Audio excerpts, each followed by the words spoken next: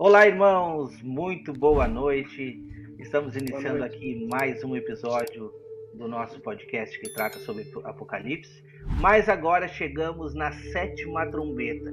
Quando nós nos determinamos de gravar as trombetas, eu estendi o convite ao nosso irmão Tiago Tis, que está aqui com a gente.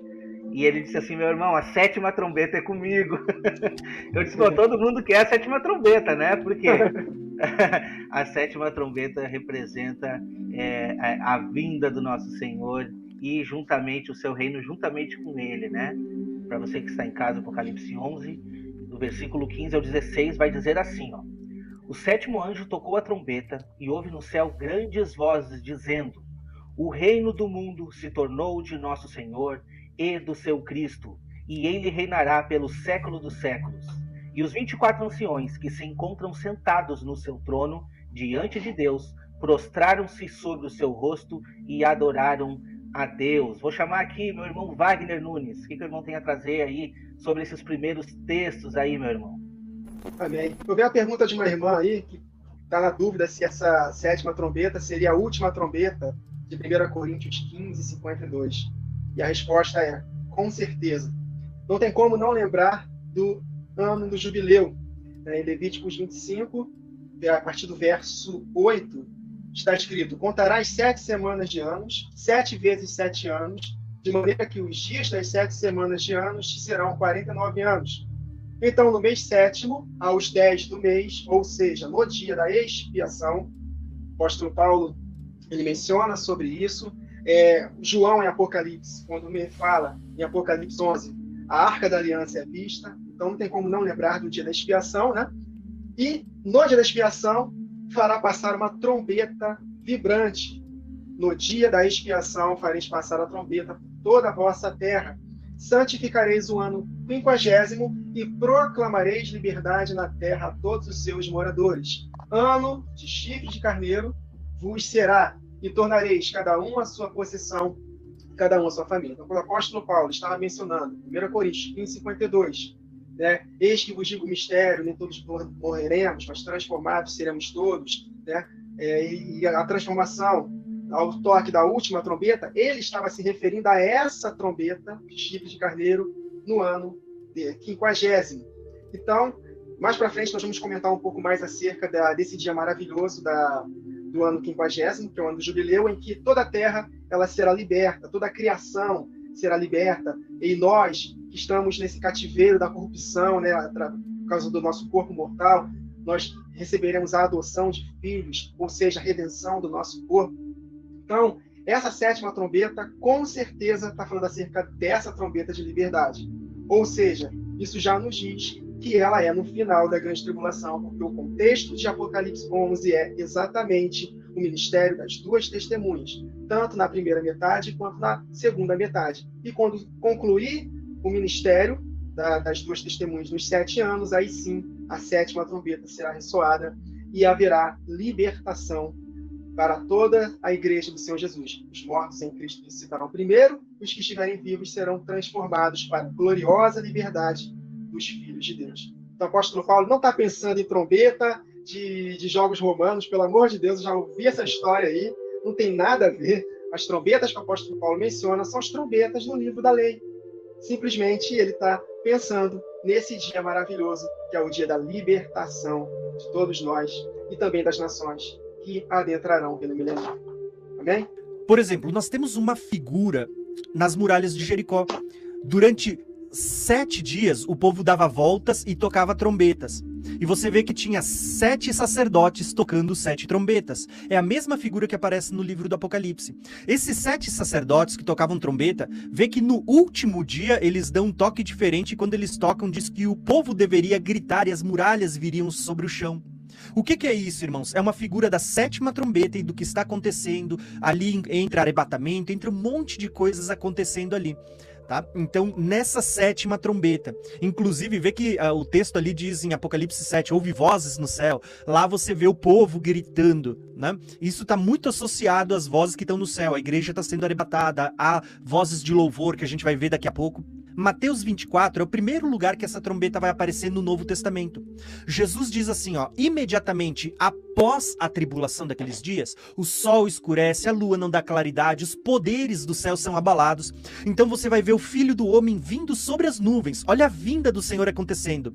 E a Bíblia diz assim, ó, que ele dará ordem aos seus anjos ao som de trombeta para recolher os eleitos dos quatro cantos da terra. Percebeu que na vinda de Jesus, após a tribulação daqueles dias, aparece uma espécie de arrebatamento? As pessoas estão sendo recolhidas ao som de trombetas. Então você vai ver, quando que é isso? É essa sétima trombeta, como a gente vai ver no decorrer dessa live. Lá no texto de Apocalipse 15, a Bíblia diz bem assim, ó, Apocalipse 15, 51 ou 53, se eu não me engano. Diz assim, ó, eis que eu lhes digo um mistério, né? Nem todos dormiremos, mas todos seremos transformados no momento, né? Num abrir e fechar de olhos. Lembra que esse abrir e fechar de olhos não está falando de arrebatamento secreto, ele está falando da transformação do nosso corpo. Ele diz, num momento, num abrir e fechar de olhos, ao som da última trombeta. Pera lá, essa última trombeta, quando que ela acontece, irmãos? É a sétima. Você tem lá no Apocalipse 7 trombetas, a última é a sétima, né? A sétima é a última, e Paulo teve a mesma revelação da parte de Deus que Deus vai dar a João depois. Ao som da última trombeta aconteceria o quê? A ressurreição dos mortos e o arrebatamento dos vivos. E nesse momento, os corpos de ambos seriam transformados em um piscar de olhos. Entende? Não é só esses textos. Você vê, por exemplo, Paulo falando de outro termo que as pessoas dizem, não, são trombetas diferentes, trombeta de Deus é uma coisa, última trombeta é outra, sétima é outra, né? Mas você vê Paulo usando em 1 Tessalonicenses 4, o texto que fala de arrebatamento, Paulo vai usar a seguinte expressão. Paulo vai dizer assim, ó, dizemos a vocês, pela palavra do Senhor, que nós, os que estivermos vivos e que ficarmos até a vinda do Senhor, olha só, Mateus 24 fala da vinda do Filho do Homem sobre as nuvens. Paulo está falando em 1 Coríntios 15 também sobre a ressurreição. Agora Paulo vai escrever aos Tessalonicenses, nós, os que ficarmos até a vinda, a parousia, a vinda visível. Ele diz, certamente não precederemos os que dormem, aqueles que morreram, né? Ele diz, pois dada a ordem, né? A voz do arcanjo, o ressoar da trombeta de Deus. Percebeu de novo a trombeta? Mateus 24 tem trombeta, 1 Coríntios 15 fala da última trombeta, que é a sétima, agora vai falar da trombeta de Deus. Irmãos, muitas pessoas dizem, não, a trombeta de Deus não é a sétima trombeta. Irmãos, as 7 trombetas não pertencem a Deus, tudo não pertence a Deus ali no livro do Apocalipse, os juízos, os flagelos, né? Embora a gente diga, são as 2 testemunhas, é a igreja do Senhor, são anjos que estão tocando, tudo pertence a Deus, entende? Então esse texto está dizendo assim, ó, que ao som da trombeta de Deus, tocada a trombeta de Deus, ele diz, os mortos ressuscitarão e nós, os que ficarmos vivos, seremos arrebatados nos ares para o encontro com o Senhor nos ares. Aí a gente pode usar os mais diversos textos. Quando você chega no livro do Apocalipse, você vê que João é arrebatado no dia do Senhor, se não me engano, Apocalipse 1, né? E ele diz, eu ouvi por detrás de mim um som como de trombetas, certo? Você vai para Apocalipse 10, que se não me engano foi, acho que a penúltima live de vocês sobre o Apocalipse. Apocalipse 10 tem um anjo contando um mistério que vai acontecer nos dias em que tocar a 7ª trombeta. E esse anjo, ele vai dizer assim, ó... mas nos dias em que o 7º anjo estiver para tocar a sua trombeta, ele diz, vai se cumprir o mistério de Deus, tá? Que foi anunciado pelos seus servos, os profetas. Irmãos, que mistério é esse? É o mesmo mistério que Paulo fala lá em 1 Coríntios 15. Deixa eu falar para vocês um mistério. Nem todos dormiremos, mas todos seremos transformados. Entende? Olha aqui o mistério de Deus que foi anunciado pelos profetas. Então você vê que Deus está em todo o tempo dizendo que quando chegar a última trombeta, a trombeta de Deus, a 7ª trombeta, se cumprirá o mistério anunciado por Deus. Que mistério é esse? Irmãos, é a centralização de tudo que Deus havia falado. Isso inclui... ressurreição dos mortos, arrebatamento, juízo que virá a partir de então, de uma forma como não veio antes na grande tribulação, um juízo de Deus. Então, no toque da sétima trombeta, existem muitas coisas que foram anunciadas na lei, nos salmos, nos profetas, no Novo Testamento, nos evangelhos, nas epístolas. Tudo isso vai se cumprir na sétima trombeta.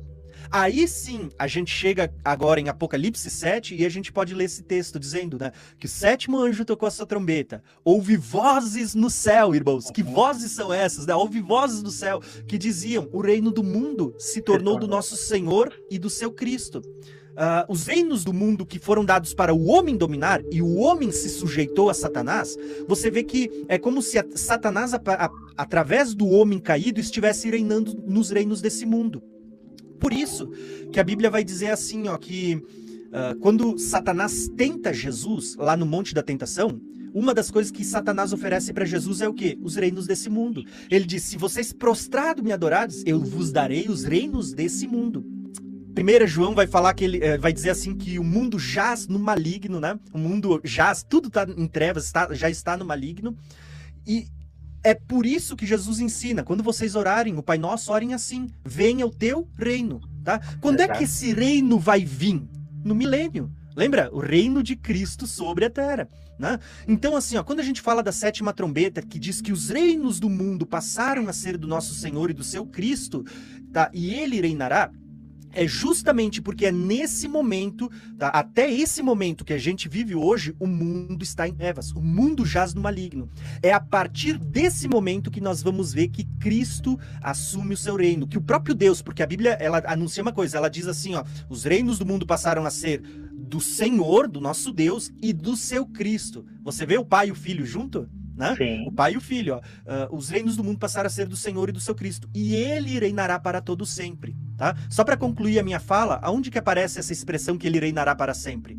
Lá em Daniel 7. Daniel 7 vai dizer assim, ó, que quando o chifre pequeno tá fazendo as atrocidades que ele vai fazer, né? Blasfemar contra Deus, perseguir os santos, diz que um tribunal é posto, o ancião de dias está presente, o filho do homem se aproxima, e os reinos do mundo, eles são tirados do chifre pequeno e são dados aos santos. E o próprio Jesus lá, o filho do homem, recebe os reinos do mundo. E a Bíblia diz: será um reino eterno, um domínio que jamais passará. Então perceberam que o que está acontecendo lá em Daniel 7 é o mesmo que está acontecendo aqui, tá? Tocou a sétima trombeta, os reinos do mundo passaram a ser do nosso Senhor e do seu Cristo. Amém, amém. Então, muito importante acerca dessa chave que o Tiago citou, de Apocalipse 10, 7. E quando tocar a sétima trombeta, vai se cumprir o mistério de Deus. E a gente olha para o anjo, e o anjo tem as mesmas características e tem o mesmo gesto de levantar a mão para cima e jurar por aquele que vive eternamente. Esse anjo, com esse gesto, está lá em Daniel 12. Daniel 12, 7. Esse anjo levanta a mão para cima, jura por aquele que vive eternamente e declara que as maravilhas se cumprirão 3 anos e meio depois que encerrar o poder do povo santo. Está aí a chave, a resposta também aí, né, que esses 3 anos e meio depois que encerrar o poder, a manifestação das duas testemunhas nesta primeira metade da semana, aí você conta 3 anos e meio, porque esse ministério das duas testemunhas envolve ali 3 anos e meio, vai acabar o poder, elas serão perseguidas, aí se contam 3 anos e meio finais. E no final da grande tribulação acontecerão essas maravilhas que Daniel viu, que está no capítulo 12, fala que Miguel será levantado para batalhar, e os que estão no livro da vida serão salvos, e haverá ressurreição dos santos para a vida eterna. E essas maravilhas acontecem no final da grande tribulação. Importante ressaltar também, Wagner Nunes citou aí sobre a trombeta do jubileu, que é a última trombeta de um ciclo, né, que vai encerrar aí com 50 anos. Se nós lermos a lei, principalmente as solenidades bíblicas, os anos sabáticos, o jubileu, nós vamos ter esse discernimento, e nós sabemos aí que o intervalo da solenidade de trombetas até o dia da expiação é um intervalo de 10 dias. E aí, o que nós enxergamos nesse período da última semana? É o clamor, é falar, é proclamar arrependimento. Arrependimento em todas as nações. Por isso que o início do ministério de trombetas, né, a solenidade de trombetas, ocorre com o ministério das duas testemunhas. E esse chamado ao arrependimento vai até o dia da expiação. Por isso que lá em Apocalipse 2:10 diz: tereis tribulação de 10 dias. Já é um gancho para que nós possamos discernir o início de trombetas até o dia da expiação, que compreende aí esse período de 7 anos. E nós, vocês citaram aí, né, acerca da muralha de Jericó, tem tantas mensagens riquíssimas ali. Eu vou só citar Josué 6:5, que ali havia um toque longo de trombeta berrante. Se nós olharmos ali a palavra no original do hebraico, é Keren Yovel, que significa esse Yovel aqui, é a mesma palavra usada para jubileu. Jubileu, que está lá em Levítico 25, verso 10. E jubileu, nós sabemos as características ali, o propósito de jubileu. Tem a libertação dos cativos, que está em Levítico 25, 10. Tem o resgate da terra, que está no verso 24. E tem a figura do resgatador, entre os versos 47 a 55, apontando para a volta de Jesus. A volta de Jesus para resgatar o seu povo. Então tem muitos elementos aí para a gente poder comentar. A gente vai fazer esse rodízio aí, né? Vai fazer esse rodízio, mas é muito importante a gente pegar esses fundamentos da lei, dos profetas principalmente, para discernir que a última trombeta ele está apontando para a 7ª trombeta do Apocalipse. E eu só quero deixar aqui, para encerrar minha fala, Isaías que fala disso. Capítulo 26, a partir do verso 17, diz assim, ó: como a mulher grávida, quando está próxima à sua hora, tem dores de parto e dá gritos nas suas dores, assim fomos nós por causa da tua face, ó Senhor. Bem concebemos nós e tivemos dores de parto, mas isso não foi senão vento. Livramento não trouxemos à terra, nem caíram os moradores do mundo. Os teus mortos viverão, e os teus mortos ressuscitarão. Despertai e exultai, vós que habitais no pó, porque o teu orvalho, ó Deus, será como o orvalho das ervas, e a terra lançará de si os mortos. Olha que interessante o verso 20. Vai, pois, povo meu, entra nos teus quartos, fecha as tuas portas sobre ti, esconde-te só por um momento, até que passe a minha ira. No capítulo 27, nós temos aqui o juízo sobre a iniquidade, e nos últimos versos diz assim, ó: naquele dia que o Senhor patejará o seu fruto desde o corrente do rio Nilo, do Egito, até os filhos, e vós, ó filhos de Israel, serão colhidos um a um, e naquele dia será tocada uma grande trombeta, qual seja a 7ª trombeta de Apocalipse 11. Louvado seja Deus por isso.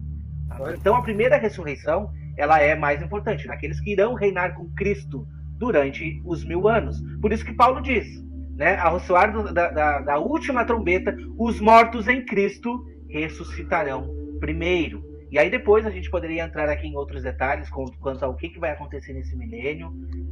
A gente não vai tratar sobre isso aqui agora, mas o que vai estar acontecendo ali, né? Se vai ter o reino e vai ter nações, a gente acredita nisso, mas aí o que vai se decorrer a partir disso, a gente vai tratar num outro episódio. Porém, a gente vai entender que depois do milênio nós teremos a ressurreição do trono branco. E esse é um momento importante que são as duas diferenças aí para após esse grande julgamento que vai acontecer neste milênio. Isaías 27, do 9 a 13. Olha que interessante que nos traz aqui.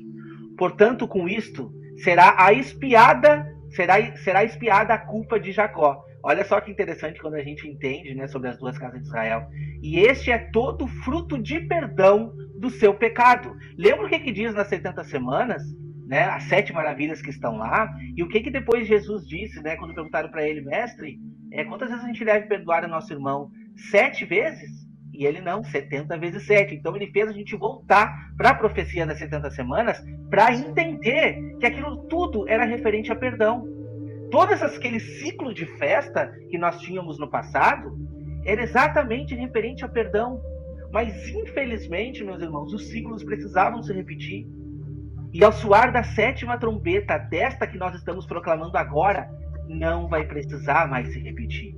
Então, esta culpa de Jacó será expiada de uma vez por todas, né? E este é todo o fruto de perdão do seu pecado. Quando o Senhor fizer todas as pedras do altar como pedras de cal feitas em pedaços, não ficarão em pé os postes de ídolos e os altares de incenso, porque a cidade fortificada está solitária, a habitação desamparada e abandonada como um deserto. Ali passam bezerros, deitam-se e devoram-se os seus ramos. Quando os seus ramos se secam, são quebrados. Então vêm mulheres e lhes deitam fogo, porque este povo não é povo de entendimento. Aqui já está passando para o outro lado, né? Por isso, aquele que fez não se compadecerá dele, e aquele que formou não lhes perdoará. Naquele dia em que o Senhor debulhará o seu cereal, desde o Eufrates até o ribeiro do Egito, e vós, os filhos de Israel, sereis escolhidos um a um.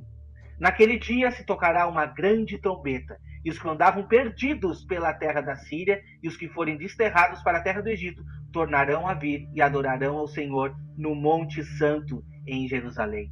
Então vocês conseguem conectar? Aqui está dando toda a revelação de quando a palavra nos diz que Deus está coletando de todos os lugares para onde foram espalhados os filhos de Israel. E juntos eles já estão constituindo uma só cabeça, e juntos subirão da terra. É o que a palavra nos diz.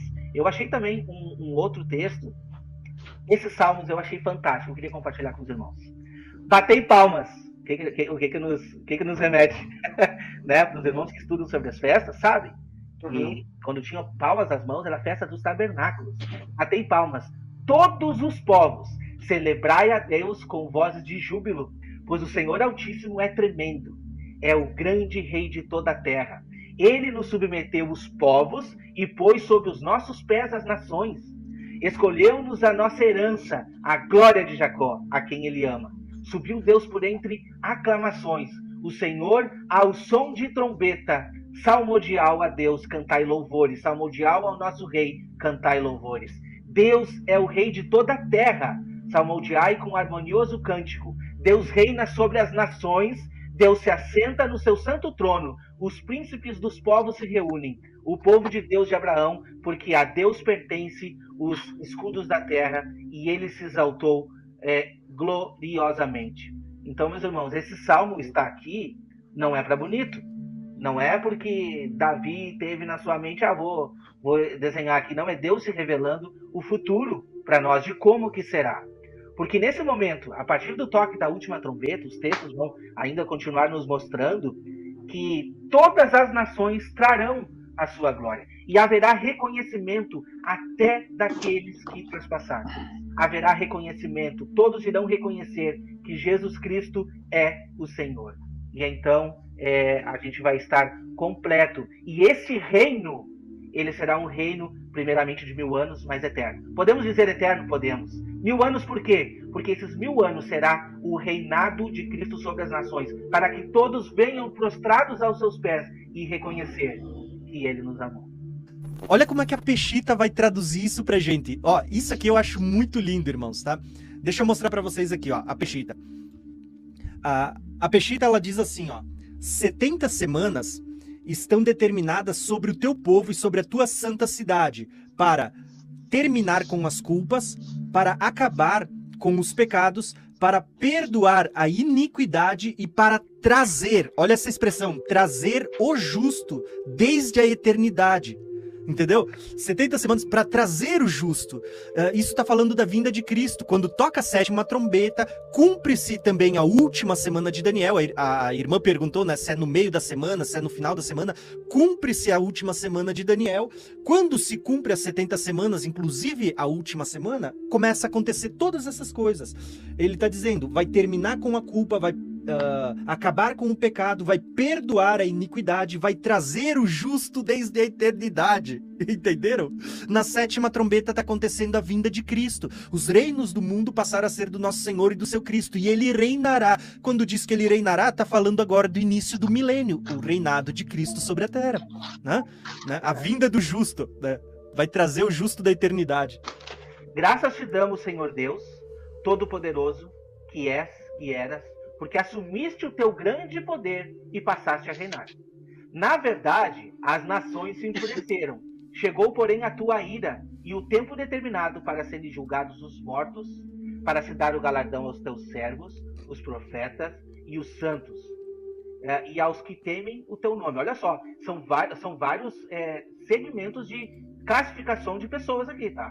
Então, servos, profetas, santos e os que temem o teu nome, tanto os pequenos como os grandes, e para destruíres os que destroem a terra.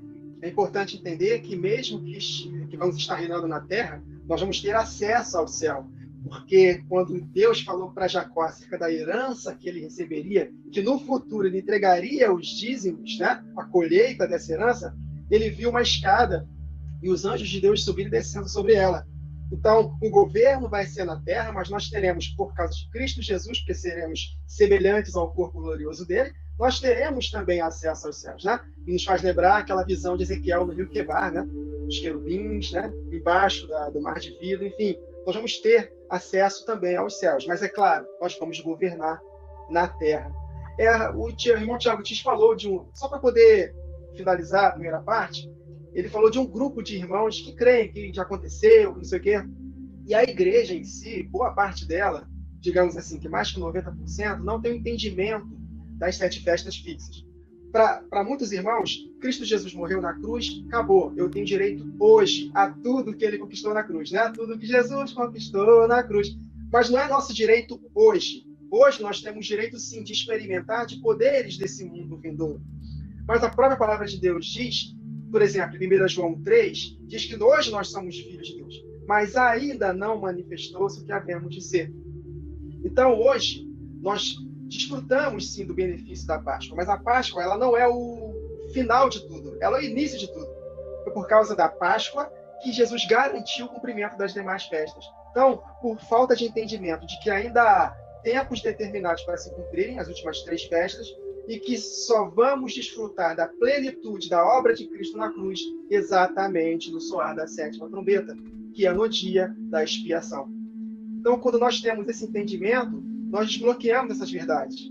Porque eu fui ensinado, por exemplo, de que aquele texto de Isaías 50, vou abrir um parênteses bem rápido, aquele texto de Isaías 53, que Jesus levou sobre si as nossas enfermidades, eu fui ensinado de que ele já levou hoje todas as minhas doenças. Então eu não posso mais ficar doente.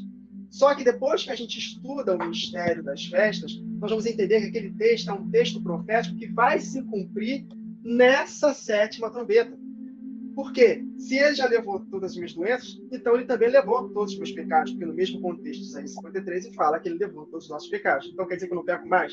Por isso que o calvinismo ensina que uma vez salvos, salvos para sempre, porque eles não têm a revelação das festas. Para ele, a cruz já está consumado, já experimentamos tudo. Mas não é bem assim. Então, ter esse entendimento é fundamental. Por isso que estamos estudando a 7ª trombeta. A 7ª trombeta nos revela isso. Que vai se cumprir o mistério de Deus. O próprio Senhor Jesus, quando esteve diante de Pilatos, o que Pilatos falou? Tu és rei? E Jesus falou, para isso eu vim. Aí Pilatos devia estar pensando, ele é maluco, ele vai morrer daqui a pouco. Como é que ele fala que é rei? Ele vai morrer na cruz como miserável. Mas Jesus, ele fala em determinado momento para Pilatos, o meu reino ainda não é daqui. Então hoje, meus irmãos, o reino de Deus está dentro de nós, mas ainda não se manifestou, queremos dizer. O que nós experimentamos na obra de Cristo na cruz são apenas poderes do mundo vindouro. Então, esses grupos existem porque eles não têm a revelação dos tempos determinados. Tá? E com relação a esse texto que o irmão Wagner leu, eu separei um texto aqui muito legal, Salmo 115, as nações se enfureceram, no próprio texto Apocalipse 11 fala, né, Apocalipse 11:2, falando que a parte do átrio exterior, que é o corpo dos santos, não precisa ser medido, porque ele foi entregue aos gentios, né, e calcarão aos pés a cidade santa por 3 anos e meio, 42 meses, né, metade da semana. Na primeira metade é o ministério das 2 testemunhas, né, o grande e maior avivamento. Na segunda metade, as nações se enfureceram e aí perseguiram os santos. Mas, na ocasião da volta de Jesus, ele fará justiça aos santos. E nós vamos combater contra aqueles que estavam contra nós na batalha do Armagedon. E nós venceremos com Cristo. E no Salmo 115, vou ler aqui os versos 9 a 13, verso 9.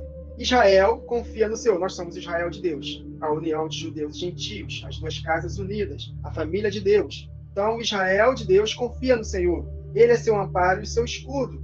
A casa de Arão confia no Senhor. Nós somos como sacerdotes, os 24 anciãos, vestidos com roupas sacerdotais. Ele é o seu amparo e o seu escudo. Confiam no Senhor os que temem o Senhor. Vou citar daqui, os que temem o Senhor. Ele é o seu amparo e o seu escudo. De nós se tem lembrado o Senhor. Ele nos abençoará. Ele vai se lembrar daquilo que nós estaremos passando, né, na segunda metade em diante, por causa da perseguição. Então Deus vai se lembrar de nós e vai cumprir a sua promessa na 7ª trombeta. Aí ele fala: abençoará a casa de Israel, abençoará a casa de Arão. Ele abençoa os que temem o Senhor, tanto pequenos como grandes. O Senhor vos aumente bênçãos mais e mais. Estou lembrando aqui de Jó, que passou a sua grande tribulação. E depois ele foi restituído em dobro tudo aquilo que ele havia perdido. Ele recebeu o quê? Dupla porção, dupla honra. Isaías 61 fala sobre isso, né? Falando acerca do ano do jubileu, e fala que receberemos a dupla porção. Seremos não somente vencedores, mas mais que vencedores, né? E no verso 16, vamos pular aqui, verso 15. Sejam benditos do Senhor, que fez os céus e a terra. Os céus são os céus do Senhor, mas a terra ele deu aos filhos dos homens. Nós possuiremos essa herança, a terra, juntamente com o Senhor Jesus. Aí ele fala: os mortos não louvam o Senhor, nem os que descem a região do silêncio. Nós, porém, bendizemos o Senhor, desde agora e para sempre. Então, o toque da 7ª trombeta, meus irmãos, é o cumprimento das 70 semanas, do ano do jubileu, a ressurreição do último dia, né, que é a primeira ressurreição dos justos, a transformação dos vivos, a adoção de filhos, né, o Yom Kippur, o dia da redenção, tudo fala acerca dessa 7ª trombeta. Então, se nós tivermos que falar tudo que está revelado para nós acerca dessa 7ª trombeta, nós ficaremos aqui até amanhã falando, porque tem muitas verdades para falar acerca da 7ª trombeta. Como os irmãos falaram, quando a Bíblia diz assim, ó, iraram-se as nações. Bom, isso aparece em vários textos. O próprio Mateus 24 diz que quando Jesus está vindo, diz que as nações estão vendo. Então, existem nações que estão ligadas a esse contexto da vinda de Jesus. Inclusive, eu acho que até o Wagner citou Salmos 2, mas eu vou ler um trechinho só para vocês verem como esse salmo é profético e como ele também mostra a vinda ali do pai, do filho, né? Ele diz assim, ó: porque se amotinam as nações e os povos tramam em vão, né? Os reis da terra, eles tomam posição e os governantes conspiram unidos contra o Senhor e contra o seu ungido. Percebeu que Salmos 2 está dizendo que as nações estão se reunindo para conspirar contra Deus e contra o seu ungido, que é Jesus? Está falando da vinda dele. Quando acontece lá no Armagedon, diz que 3 espíritos de rãs saem da boca do dragão, da besta e do falso profeta para reunir as nações para a batalha do grande dia. É o que está lá em Salmos 2. As nações estão tramando contra o Senhor e contra o seu ungido. Aí ele diz, né, façamos em pedaços as suas correntes, lancemos de nós as suas algemas, né? Aí a Bíblia diz, do trono nos céus o Senhor se põe a rir e caçoar deles. Lembra que no sexto selo, a Bíblia diz que as nações estão se escondendo nas cavernas porque eles estão dizendo, escondei-nos daquele que está sentado no trono e da ira do Cordeiro. É como se na vinda do Senhor eles estivessem vendo. E Salmo 102 está dizendo, o Senhor do seu trono ri deles, que se amontoaram ali no toque da 7ª trombeta, se amontoaram para querer batalhar. A batalha do Armagedon ali contra o Senhor e contra o Cristo, né? Aí ele diz assim, ó, e na sua ira repreenderá com furor e atemorizará, dizendo, eu mesmo estabelecerei o meu reino em Sião e no meu santo monte. Quando que isso acontece? No toque da 7ª trombeta. Os reinos do mundo passaram a ser do nosso Senhor e seu Cristo. Proclamei um decreto do Senhor, e ele disse, tu és meu filho, hoje eu te gerei, pede-me, te darei as nações como herança e os confins da terra como tua propriedade. Milênio, né? As nações estarão debaixo do governo de Cristo, milênio, né? Aí ele diz assim, ó, versículo 9, né?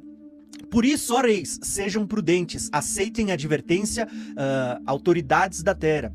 Adorem ao Senhor com temor, exultem com tremor, beijem o filho para que ele não se ire e vocês não sejam destruídos de repente.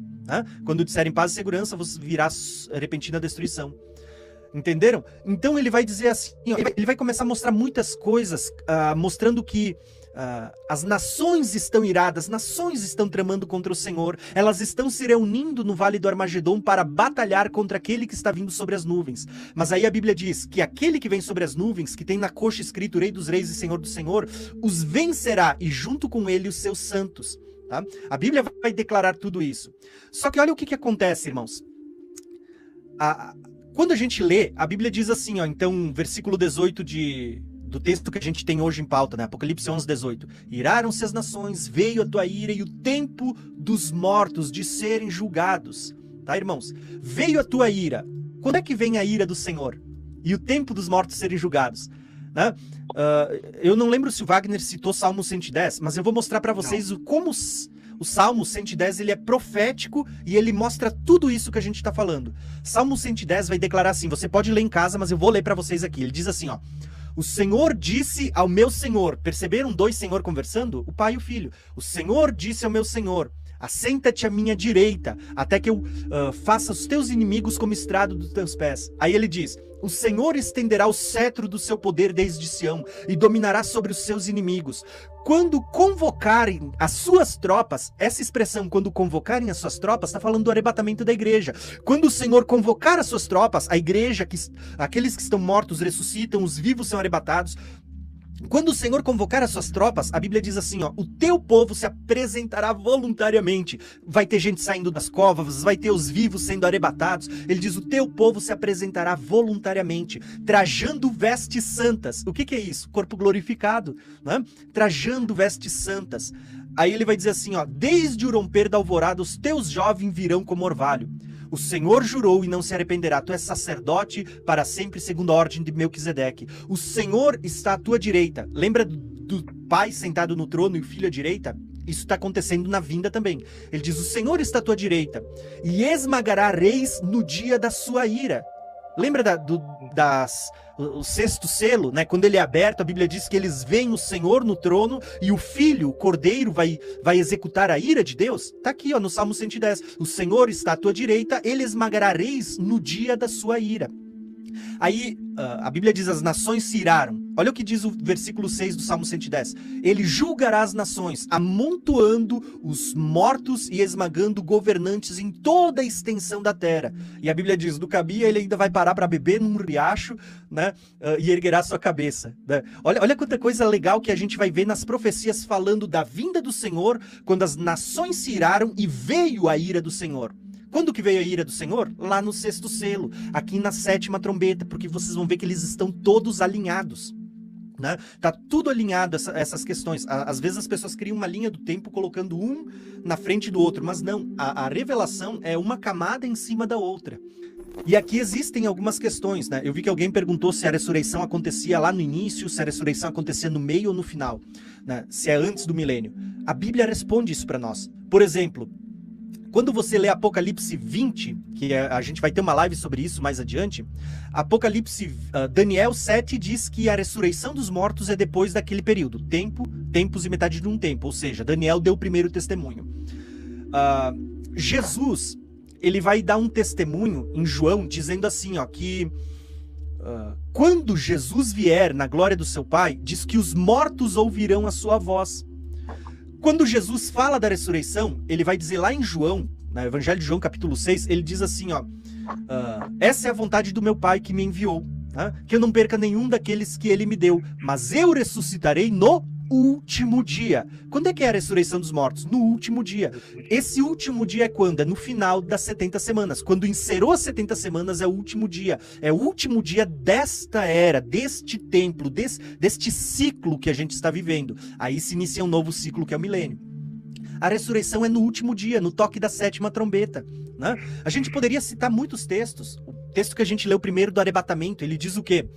Que quando se ouvir soar a trombeta, né, a trombeta de Deus, diz que os mortos ressuscitam e os vivos são arrebatados. Mas você vê que o Senhor está descendo das nuvens, o Senhor está descendo para se encontrar. A gente tem muitos e muitos textos mostrando essa ressurreição, mas talvez o principal deles é o que eu citei, Apocalipse 20. Diz que a primeira ressurreição acontece depois da grande tribulação, aonde até mesmo aqueles que não adoraram a besta, não colocaram a sua imagem, a sua marca na mão ou na testa, né, eles não adoraram a sua imagem, eles participarão da primeira ressurreição e reinarão com Cristo por 1000 anos. Percebe? É depois da grande tribulação, porque os que não adoraram a besta e a sua imagem também ressuscitam, mas é antes do milênio, porque eles reinarão com Cristo por 1000 anos. Então você consegue enxergar uma cronologia dos eventos acontecendo. Então, muitas pessoas vão dizer, não, mas tem uma ressurreição antes disso, a igreja não passa por tribulação. Irmãos, não existe um texto que fale sobre isso. Todos os textos mostram a ressurreição acontecendo na vinda do Senhor, no toque da 7ª trombeta, no final da grande tribulação, e é por isso que João escreve, chegou o tempo de julgar os mortos e de recompensar, de dar galardão aos servos, aos profetas, aos pequenos, aos grandes e a tudo mais, entenderam? Então, é basicamente por isso que eu quis comentar, né? De Apocalipse 11, e se a gente for estudar as duas testemunhas, depois de 3 dias e meio, um espírito vindo da parte do Senhor penetrou nelas, elas se colocaram em pé, e todos viram, olha só o que diz o texto, todos viram elas se erguendo, indo em direção à nuvem, é mais ou menos isso, entende? Houve um grande terremoto, aonde, né, o que o texto diz ali, né, que ruiu boa parte da cidade.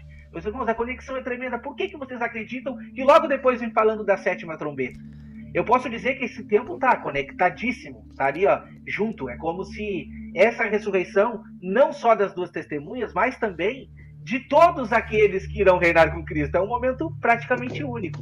Então, por isso que é interessante, por isso que a gente aqui se esforça para tentar trazer vocês para entender o plano de Deus de salvação e redenção dado primeiramente ao seu povo, o povo de Israel, onde ele desenhou todo um sistema de festas, para nos mostrar que no futuro o santuário que precisa ser purificado somos nós. É isso. A casa que precisa ser arrumada é essa. Aonde Deus quer habitar é aqui. E nesse momento vai se cumprir o que ele falou lá do início. Olha, eu nunca quis esses rituais, eu nunca quis estar presente num lugar, um cubículo chamado Santo dos Santos, onde o homem não tinha acesso. Ele quer ter acesso. E é isso que ele foi preparar para nós, que é o lugar onde nós podemos nos achegar no Santo dos Santos, mediante o sangue de Cristo, e ele se chega junto a nós mediante ao Santo Espírito. Eu vou trazer aqui a imagem da estátua de Nabucodonosor. Eu quero que os irmãos meditem um pouco no que aquela imagem está nos mostrando, porque isso ajuda a responder para os irmãos que gostam aí de profecia e que querem entender os tempos cronológicos. A própria estátua de Nabucodonosor, ela explica, tá? A gente começa entendendo que o rei teve um sonho, e a partir do sonho que o rei teve, ninguém conseguiu interpretar, Daniel foi lá interpretar o sonho, e aí Daniel interpretou a estátua diante do rei, e disse que o rei seria o cabeça daquela estátua, né? Porém, olha só o que diz quando chega aqui, no versículo 31 ou 35. Tu, ó rei, estavas vendo, e eis aqui uma grande estátua. Esta que era imensa e de extraordinário esplendor, estava em pé diante de ti, a sua aparência era terrível. A cabeça era de ouro fino, o peito e os braços de prata, e o ventre e os quadris de bronze. As pernas de ferro, os pés em parte de ferro e em parte de barro. Quando estava olhando, uma pedra foi cortada sem auxílio de mãos, feriu a estátua nos pés, de ferro e de barro, e esmiuçou. Então foi juntamente esmiuçado o ferro, o barro, o bronze, a prata e o ouro, e os quais se fizeram como uma palha das eiras no estio, e o vento os levou, e deles não se viram mais vestígios. Mas a pedra que feriu a estátua se tornou uma grande montanha, que encheu o quê? A terra. A montanha não encheu o céu, a montanha encheu a terra. E aí ele deu a revelação, não vou ler toda a revelação, mas eu vou trazer o texto aqui principal, tá? Nos dias destes reis, quais reis? Os 10 reis dos pés da estátua. O Deus do céu suscitará um reino que não será jamais destruído. Este reino não passará a outro povo. Esmiuçará e consumirá todos estes reinos, mas esse mesmo subsistirá para sempre. Como viste que do monte foi cortada uma pedra sem auxílio de mãos, ela esmiuçou o ferro, o bronze, o barro, a prata e o ouro. O grande Deus fez saber ao rei o que há de ser futuramente. Certo é o sonho e fiel a sua interpretação. Então, meus irmãos, é fantástico. Por quê? Porque aqui está mostrando o tempo cronológico onde todos os reinos, né, como o outro texto também mostra, todos os reinos vieram ao ser do nosso Senhor. Entende? Todos os reinos. E ele reinará pelo século dos séculos, né? Quanto aos outros animais, foi-lhe tirado o domínio. Todavia, foi-lhe dada prolongação de vida por um prazo de tempo. Eu estava olhando nas minhas visões da noite, e eis que vinha com as nuvens do céu. Como filho do homem, dirigiu-se ao ancião de dias, e fizeram chegar até ele. Foi-lhe dado domínio, glória e o reino, para que os povos, nações e homens de todas as línguas o servissem. E o seu domínio é um domínio eterno, que não passará, e o seu reino jamais será destruído. Então, esse é o ponto que conecta tudo, meus irmãos. O que a gente está trazendo para vocês aqui é que, primeiramente, não vamos morar no céu. A gente vai viver aqui nesse mundo. Como o irmão Wagner trouxe, muitas pessoas conseguem ter esse entendimento de que nós poderemos, por intermédio de Cristo, aí estar habitando aos céus também. Mas a nossa morada vai ser aqui, porque aqui estaremos reinando com Cristo. Então, aqui estaremos nesse reinado, aqui estaremos nesse julgamento, porque também existe o texto que nos diz que nós julgaremos, né? Nós estaremos ali julgando juntamente com o Senhor as nações. Então, aqueles que forem escolhidos, aqueles que forem contados junto a esses que estão cumprindo a mensagem do Senhor fielmente como igreja, estarão reinando sobre nações. Aí depois, para tratar sobre nações, a gente precisa também de um outro vídeo. Abriu-se então o santuário de Deus, que se acha no céu, e foi vista a arca da aliança no seu santuário. E sobrevieram relâmpagos, vozes, trovões, terremoto e grande saraiva. O irmão Tiago já levantou a mão, pode falar. Então, irmãos, eu acho que isso talvez é uma das conclusões mais perfeitas que tem, tá? Eu vou começar talvez trazendo uma tipologia do Velho Testamento só para vocês entenderem. Quando Deus fala com o povo, Deus diz assim, lá no Monte Sinai, quando o povo sai do Egito, chega ao pé do Monte Sinai, Deus, ele chama Moisés para subir o Monte Sinai e Deus dá uma figura. Ele diz assim, ó, vocês vão fazer para mim um tabernáculo, um templo, onde eu habitarei no meio do povo. E veja que Deus diz assim para Moisés, tu vai fazer tudo conforme o modelo que você viu no céu. Então, o próprio autor de Hebreus, ele escreve toda a carta de Hebreus, ela é embasada nessa questão, sombras e realidades. A sombra é o que estava lá no Velho Testamento, a realidade ele está mostrando como isso se cumpriu em Cristo e como ainda se cumprirá em Cristo.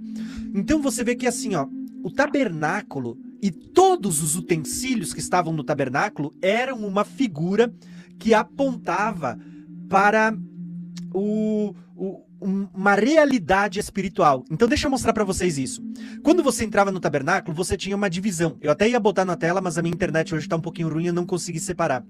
Lá no meu canal eu tenho uma série sobre o tabernáculo, inclusive falta 4 aulas que eu vou gravar no próximo mês. Nessa série do tabernáculo eu explico uma questão, que o tabernáculo é uma chave para desbloquear o livro do Apocalipse. É como se nós temos algumas chaves que te ajudam a desbloquear revelações do Apocalipse. Duas testemunhas, as duas casas de Israel, que é chamado por Paulo de o mistério de Cristo, é uma chave. O ciclo das 7 festas é outra chave. O tabernáculo, né, é outra chave que vai te ajudar a entender e desbloquear o livro do Apocalipse. Quando você olha para o tabernáculo, você vê que todos os utensílios que aparecem no tabernáculo, eles vão aparecer no livro do Apocalipse. Então você vê, por exemplo, o tabernáculo, quando você entrava por ele, você tinha um altar de sacrifício, né? Onde os animais eram mortos, aonde tinha 4 pontas, aí você passava o sangue ali do animal. Quando o sacerdote terminava a expiação, ele vinha para fora, ele pegava o sangue da expiação, ele vinha e derramava no cantinho do altar e o sangue escorria sobre a terra. Você percebe que esse primeiro altar era um lugar onde havia morte, havia sacrifício. Havia essa primeira parte que era chamado de o átrio exterior. O que esse átrio exterior representa? A terra onde a gente vive hoje, irmãos. É um lugar onde existe pecado, onde existe morte, onde Cristo, que estava lá no primeiro lugar, ele desce, eu já vou falar de cada etapa, Cristo desce a terra e ele vem morrer por nós. Né? Onde é que o cordeiro era sacrificado? desses 3 lugares, irmãos? Aqui embaixo, no altar de sacrifício. Cristo sai do trono e vem até o lugar de sacrifício para morrer por nós, né? Aí você vê esse altar que aparece lá no tabernáculo. Aonde que ele vai aparecer no Apocalipse? No 5º selo. No 5º selo, a Bíblia não diz assim que é aberto o 5º selo e se vê os mortos debaixo do altar? O que era isso? O altar que tinha os mortos ali, a fala do primeiro altar, o altar de bronze. Você passava o altar, tinha a bacia de bronze, que hoje eu não vou conseguir explicar. Você entrava agora no segundo átrio, que era na segunda parte, segundo compartimento, que era chamado de o lugar santo. Eu estive ali em Israel agora no início do ano passado e a gente foi em Timna Park, onde tem uma réplica do tabernáculo. E você olha dentro desse lugar santo, você tem um monte de querubins estampados. É como se esse lugar santo apresentasse tipo o segundo céu. Paulo fala de 3 céus, né? O segundo céu, o lugar onde os anjos estão diante do trono. Então você tinha ali, de um lado, você tinha a mesa dos pães asmos, onde tinha 12 pães, isso aponta para o povo de Deus. Você tinha do outro lado, castiçal com 7 hastes, aponta para a igreja, né? Aponta para os 7 espíritos que estão diante do trono, diante de Deus. Você tinha o altar de incenso. Você percebe que todas essas coisas que eu estou falando tá aparecendo também no livro do Apocalipse? Quando você entra nesse lugar santo, não tinha uma menorá com 7 lâmpadas? Você vai para Apocalipse 1, né? Você não vê ali 7 castiçais, não são as 7 lâmpadas, não é uma menorá? Aí você vê que o sacerdote entrava 2 vezes ao dia, né? Manhã e tarde, e ele limpava esse candelabro, né? Esse castiçal, essa menorá. Não é o que Cristo está fazendo em Apocalipse 1? Cristo vestido de sumo sacerdote, de vestes brancas, entre os 7 castiçais? Então você começa a montar uma figura, você vai ver que aquilo que Deus deu para Moisés lá no Monte Sinai é o que você tem como pano de fundo do livro do Apocalipse. Aí você passava o castiçal de frente para o próximo véu, o que você tinha? Um altar de incenso, onde os sacerdotes iam lá, largavam incenso, pegavam um incensário também, né? Você vai para Apocalipse, você não tem um anjo com um incensário na mão, ele pega brasas do altar de ouro, que é esse altar que está ali dentro, e ele lança sobre a terra esse incensário de ouro. Apocalipse está mostrando o tabernáculo. Por diversas vezes você vê várias figuras sendo relatadas, como por exemplo, olha como isso é lindo. Diversas vezes você vê dizendo assim, ó, o santuário celeste, o santuário de Deus, abriu-se o templo. Várias vezes está aparecendo figuras que apontam para o tabernáculo. Quer entender o livro do Apocalipse? Olha para o tabernáculo, entenda o ciclo que acontece lá e você vai entender o livro do Apocalipse. Então, quando você passou a primeira parte, que era o átrio exterior, passa a segunda parte, que é o lugar santo, você chega agora no terceiro, que é chamado de o Santíssimo. Ali você tinha a Arca da Aliança. Irmãos, o que é a Arca da Aliança? Se o altar de bronze aqui representava o mundo dos mortos, representa a terra, embaixo dele o mundo dos mortos. Você passa para o lugar santo, você vê o lugar onde os anjos habitam. Você passa para o terceiro lugar, a gente poderia chamar aqui de o terceiro céu, e você vê a Arca da Aliança. O que é isso? É o símbolo do trono de Deus, irmãos. Sabe, por que eu fiz toda essa colocação? Porque muitas pessoas vão dizer, olha, quando o templo foi destruído, a Arca da Aliança desapareceu, ninguém sabe onde ela está. Aí muitas pessoas vão ler o livro do Apocalipse e vão dizer, tá vendo? Deus levou a arca para o céu. Não é isso que a Bíblia está dizendo. Quando a Bíblia diz que no toque da sétima trombeta o céu se abriu e foi vista a Arca da Aliança, não é porque Deus levou aquela figura para o céu. É porque as pessoas estão vendo a realidade que era tipificada naquela figura. A realidade da Arca da Aliança era o trono de Deus. Quando Deus manda Moisés fazer uma arca, Deus diz assim, ó, eu vou habitar no meio do povo. E ali, sobre a tampa do propiciatório, sobre aquela tampa da arca, Deus diz assim, ó, ali eu virei e falarei contigo. Aonde que a glória de Deus habitava no meio do povo? Na tampa, ali em cima daquela arca. Era onde a glória de Deus estava concentrado. Deus é onipresente, ele está em todos os lugares ao mesmo tempo, mas ele concentra a sua presença onde? No trono, que está nos céus, nesse lugar que é chamado de o Santíssimo. Entenderam? Então quando a gente vê assim, ó, abriu-se, tocou o anjo a sétima trombeta, abriu-se o tabernáculo no céu e foi vista a arca. O que é isso? O trono de Deus. E você vai ver que quando você tem esse entendimento, muitas coisas se desbloqueiam. No sexto selo, a Bíblia não diz que as pessoas estão olhando para cima, estão vendo o trono de Deus e eles estão dizendo, escondendo-nos daquele que está sentado no trono e da ira do Cordeiro. O que é, irmãos? No 6º selo, as pessoas estão olhando para cima e estão vendo. É porque tocou a 7ª trombeta, as pessoas viram a arca, viram o trono de Deus. É tudo conectado. Quando a gente lê, se não me engano, o autor de Hebreus vai dizer assim, ó, que o povo da primeira aliança, ele teve medo, eles estremeceram, porque parecia um espetáculo terrível, tá, para eles. Eles dizem que eles tiveram medo e eles disseram, Moisés, fala o Senhor com Deus, a gente não quer ouvir, a gente tá com medo. Eles ouviam aquele som de buzinas, aquele som de trombetas, e eles sentiram medo. Mas sabe qual é a diferença? Porque a Bíblia vai falar que ela vai mostrar por meio de figuras que nós não teremos medo. João diz, aquele que é aperfeiçoado no amor não sente medo, não tem medo. Aqueles que estão aperfeiçoados em Cristo, quando o Senhor estiver descendo, quando ouvir relâmpagos, vozes, trovões, terremoto, as pessoas não sentirão medo, porque elas estão aperfeiçoadas no amor. Os santos, eles serão conduzidos e se encontrarão com o Senhor. E aí, a gente vai pular pro milênio, porque existem várias coisas que acontecem entre a vinda de Jesus e o início do milênio. Mas o que acontece no milênio? A Bíblia não diz que é o Senhor, né? É o tabernáculo de Deus entre os homens, né? Não é o mesmo que acontecia lá, a Arca da Aliança estava no meio do povo, não era o tabernáculo de Deus entre os homens? O que vai acontecer no milênio? A Bíblia diz que não, o próprio Senhor estará reinando entre nós. Deus conosco, o tabernáculo de Deus entre os homens.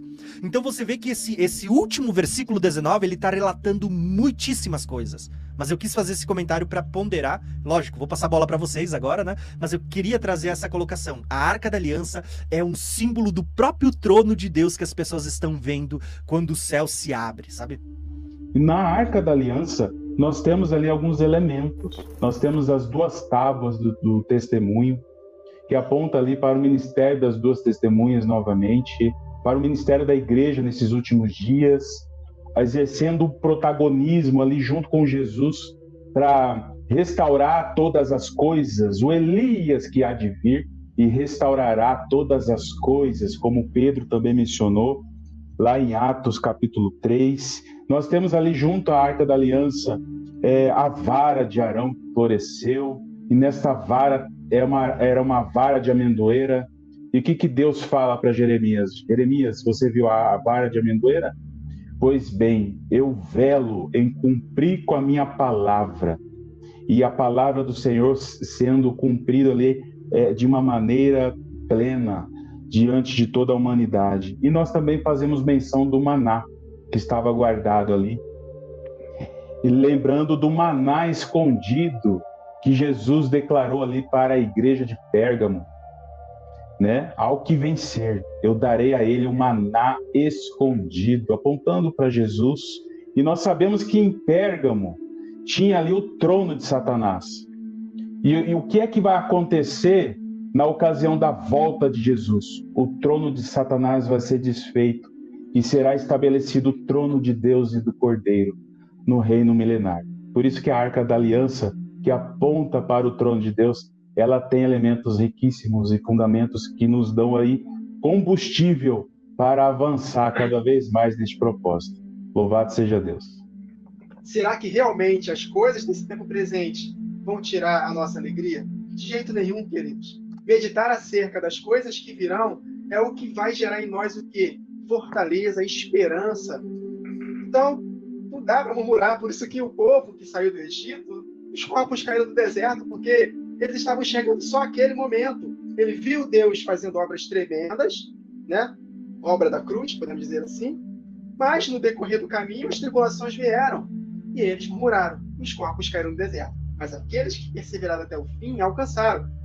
Depois de 35 anos, acho que foi Caleb ou Josué? Acho que Caleb. 35 anos depois, Caleb exigiu de Moisés, você me prometeu essa terra. Ele com 85 anos lá, eu estou com o mesmo vigor que eu tinha antes. Eu quero essa minha terra por herança. Então, que nós possamos ter o mesmo vigor. E quanto mais vem a tribulação, mais nós devemos meditar nessas promessas. Porque, de fato, por isso que o apóstolo Paulo ele fala, né?